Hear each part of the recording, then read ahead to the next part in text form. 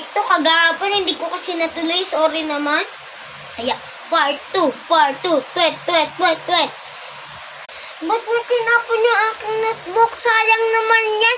Malalagot pa ako kay mami. Di ba sinabi niyo na sa akin yung pangalan niyo? Tapos hindi niyo naman ako best friend talaga? Ha? Napakasinungaling niya. Kala ko magiging best friend niya ako? Well. Kasi ako yung mas mahirap dito. Kami mayayaman. Kala mo kami mahirap din. Nagsinungaling kami. Di ba best? Saka isang best? Ikaw kadiri ka. Kala mo anak ka ng teacher. Ako anak ng teacher natin. Di ba guys? Oo nga. Parang ano siya, hindi natin siya ka-classmate yan ata. Bako ikaw ata. Mas mapangit kami, maganda po. Si iyo, alam mo, ikaw talaga yung mas mahirap. Pag kaya yung suot na ayusin mo nga, kailangan mayaman ka na sa susunod ah. Oo nga. Sana ikaw dapat ang mayaman dito. Kailangan namin mag-boyfriend sa mayayaman.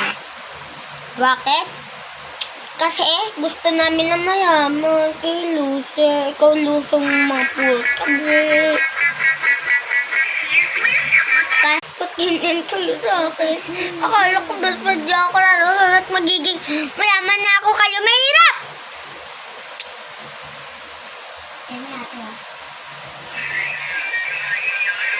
Bleh! Loser!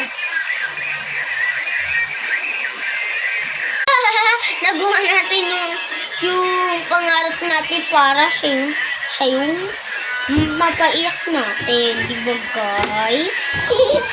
Nakakasaya. Nakakasaya naman kasi. Nagawa natin yung plano kasi siya yung mahirap. Sa susunod, mayaman daw siya mamaya. Dapat sa susunod, mayaman na siya nun. Di ba guys? Sana mayaman na siya. Kakainis yung babae. Nagkikifriends po sa atin.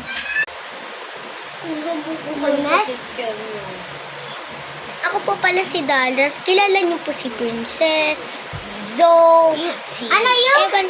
Ewan lang yung isa. Opo. Classmate ka po niya. Masasama po yung tao. Opo. Sila po yung masasamang tao. O, sige na po, babay na po. May pupuntahan lang po ako sa office. Kung matutuloy ang part W3.